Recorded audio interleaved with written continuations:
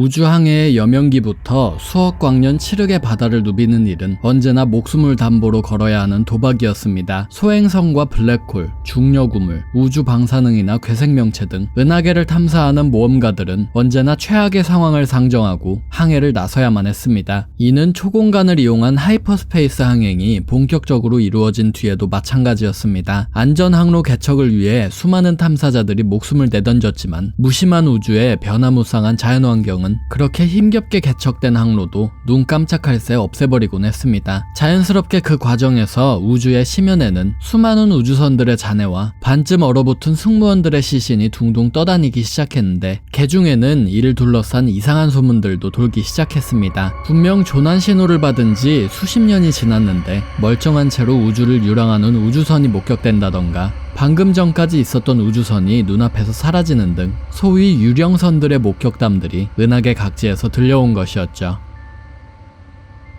은하계 우주 모험사에서 가장 오래된 유령선 전설은 페르몬디리 익스플로러 함과 퀸 오브 란룬함에 관한 것이었습니다. 페르몬디리 익스플로러 함은 고대의 제다이 탐사정으로 실종 당시 112명의 승무원들이 우주선에 타고 있었습니다. 익스플로러는 새로 발견되었다고 보고된 행성계를 탐사하기 위해서 임무를 떠난 이래 통신이 두절되었는데요. 익스플로러 함을 찾기 위해 여러 차례 대규모 수색팀이 꾸려져 수색작전이 펼쳐졌지만 드넓은 우주에서 익스플로러 함을 찾아내는 건 불가능했습니다. 결국 페르몬디리 익스플로러에 대한 이야기는 우주인들 사이에 전설이 되었죠. 퀸 오브 란룬함은 야빈 전투 25,000년 전에 폭군 심황제의 금은보화를 가득 싣고 있었다고 전해지는 보물선이었습니다. 당대 은하계에서 가장 거대한 함선이었던 란룬함은 심황제가 역사적인 제3차 본토 전투에서 헛종족에게 패배하자 제국 우주선 중 유일하게 살아남은 우주선으로서 행성 델랄트로 후퇴해 그의 보물들을 숨기려 했다고 전해지는데요. 그 이후로 우주선과 우주선이 싣고 있다던 수천 행성계의 진귀한 보물들의 행방은 묘연해졌습니다. 우주인들 사이에서 수천 년 넘게 회자된 고르고로함은 유령선이면서 그와 동시에 살아있는 우주선이기도 했습니다. 총전장이 10km인 계란 모양의 초대형 고르고로함은 외피가 생체 금속으로 만들어져 있으며 인공두뇌를 탑재해 자체적으로 사고하고 움직였습니다. 고르고로는 전파방해와 비슷한 기술로 주위에 있는 우주선들을 마비시키고는 견인광선 같은 기술로 우주선을 붙잡아 소화시켰습니다. 잡아먹힌 지 얼마 되지 않은 우주선들은 고르고로의 외피에 그 형태가 오랫동안 남아있어 우주인들 사이에서 공포심을 자아낸다고 전해지죠. 고르고로에 잡아먹힌 우주선 선원들은 하는 수 없이 고르고로의 내부에서 메카텍이라는 이름의 사회를 꾸려 죽을 때까지 살아가야만 했습니다. 구공화국기 시스군주 다스니일러스의 기함인 센츄리온급 순양전함 라바저함 또한 일종의 유령선이었습니다. 라바저함은 말라코어5 전투에서 영웅 레반이 가동한 중력 그림자 발생기의 영향으로 격파된 공화국군 우주선이었지만 시스군주 다스니일러스가 포스를 써서 함선의 파편들과 잔해들을 한데 끌어모아 우주선의 형태를 유지하게끔 재조립한 함선이었습니다. 뿐만 아니라 니일러스는 본래 라바저함에 타고 있었던 승무원들의 시신을 포스로 통제하여 함선을 영원히 작동하도록 조종했습니다. 이 때문에 함체 곳곳에 난 크고 작은 피해들 때문에 공학적으로 항행이 불가능했던 라바저함은 니일러스의 기함으로 정상 가동했습니다. 시스군주 한 사람의 의지와 힘을 동력 삼아 움직이는 이 유령선의 존재는 제1차 제다이 대숙청과 더불어 구공화국기 수많은 행성계에 괴담처럼 전해졌습니다. 베라기 유령선은 구공화국기 외곽은하 베라기 섹터에 동명의 무역로에서 수십 년간 목격되었던 유령선이었습니다. 이 우주선은 육안으로 보았을 때 눈앞에 있다가도 금방 투명해졌던 탓에 많은 우주인들이 두려워했는데요. 조사팀이 직접 우주선에 올라 연구한 결과 베라기 유령선에는 초기형 클로킹 장비가 탑재되어 있었고 이것이 고장나는 바람에 육안에 보이지 않았던 것으로 판명났습니다. 텔즈콘의 방랑자라는 별명이 붙은 우주선은 행성 브라스퀘라에 퀘라인들이 만든 1500m짜리 우주선으로 고향 행성인 브라스퀘라가 빙하기에 접어들자 빙하기가 끝날 때까지 행성민들을 태우고 우주를 방랑하기 위해 만들어진 일종의 피난선이었습니다. 계획대로 흘러갔더라면 이 우주선은 함선에 탑재된 열광선으로 행성의 빙하기를 더 빠르게 끝낼 예정이었으나 결국 야빈 전투 17년 뒤에도 우주를 방랑하기만 할 뿐 고향으로 돌아가진 못하는 상황이었습니다. 있었습니다. 정황을 모르던 당시 신공화국 정부는 텔즈콘 행성계 인근에서 수년간 계속 목격되는 이 우주선에 텔즈콘의 방랑자라는 별명을 붙이고 인양작전을 펼쳤습니다. 야빈 전투 2만 년 전의 우주선이었던 30m짜리 스타킬러호는 현상금 사냥꾼 레시 드로보의 우주선이었습니다. 드로보는 당시 제다의 기사 로니본 와사키를 생포하여 탄소냉동했는데 냉동된 와사키가 포스 능력으로 함선에 타있던 드로보의 암살 드로이드를 조종, 현상금 사냥꾼을 죽이고 우주선의 하이퍼드라이브가 망가지면서 2만 년간 아광 속으로 우주를 유랑해야만 했습니다. 제다이를 싣고 있던 현상금 사냥꾼의 우주선 이야기는 은하 내전기까지 우주인들 사이에서 오르내렸고 실제로 스타킬러호가 은하 내전기에 발견되어 발견자들이 탐험했지만 우주선 안에서 그들을 기다리고 있던 건 2만 년 동안 우주선을 지키려 했던 암살 드로이드와 정신이 분열된 미치광이 제다이였습니다. 스타워즈에서 유령선 하면 가장 먼저 떠오르는 카타나 함대는 클론 전쟁이 발발하기 24년 전인 야빈 전투 46년 전에 은하공화국이 창설한 정부 치안유지군이었습니다. 총기함 카타나함을 중심으로 총 200척에 달하는 카타나 함대는 당대 최대 전력의 함대라는 위용을 갖고 있었는데요. 하지만 첫 출정과 동시에 카타나 함대는 우주의 심연 저너머로 사라지고 말았습니다. 카타나 함대는 우주 함대의 승무원진을 최소화하기 위해 종속회로라는 이름의 시스템으로 운용되었는데 쉽게 말해 카타나 함대는 총기함인 카타나함의 명령에 종속되어 그 어떤 명령이라도 따라야 하는 설계였던 것이었습니다. 그런데 비극적이게도 당시 은하계에 돌고 있었던 향정신적 바이러스인 하이브 역병 감염자가 총기함에 탑승하고 있었고 하이브 바이러스는 카타나함에 급속도로 퍼져 승무원 중 하나가 미확인 루트로 초공간 도약 명령을 내리면서 카타나 함대 전함 200척 모두가 일순간에 사라진 것이었습니다. 수많은 탐험가들이 카타나 함대를 찾으려 했지만 모두 좌절되었고 전설로만 기록되던 카타나 함대가 은하계 역사에 다시 모습을 보인 건 오랜 시간이 지난 후였습니다. 스타워즈 에피소드 1 보이지 않는 위험과 그 삭제 장면에 등장한 더스티 덕호는 비교적 최근의 유령선이 된 비운의 우주선이었습니다. 더스티 덕은 나부 사태가 한창이던 야빈 전투 32년 전에 타투인에서 정비를 받고 있었는데요. 타투인에서 나부의 여왕 파드메 아미달라 일행이 더스티 덕호 근처를 지나가자 그들을 뒤쫓던 실수군주 다스몰이 아미달라 일행이 더스티 덕에 숨었을 것이라 여기고 함장인 니아메시 딤을 살해한 것이었습니다. 결국 주인을 잃은 정비 드로이드들은 오랜 시간에 걸쳐 우주선을 고치는 데 성공했지만 더스티 덕이 타투인을 뜰 일은 이후로도 일어나지 않았습니다. 이외에도 파레이함과 네뷸라 스토커함 등 우주 탐험가들 사이에서 이름이 오가는 유령선들은 한둘이 아니었습니다. 그리고 그 숫자는 공화국 말기에 벌어진 클론 전쟁기와 제국기에 벌어진 은하 내전기 등 은하계가 대전을 치를 때마다 다양한 이유로 우주에서 실종되고 소식이 끊기는 우주선들이 많아지면서 덩달아 늘어만 갔습니다. 그러니 스타워즈 세계관의 우주에서 통신 시도를 해도 아무런 답신이 없고 그저 유유자적 항해를 이어가는 우주선을 목격한다면 섣불리 다가가지 말고 이상한 점은 없는지 유심히 살펴보는 것이 좋을 겁니다.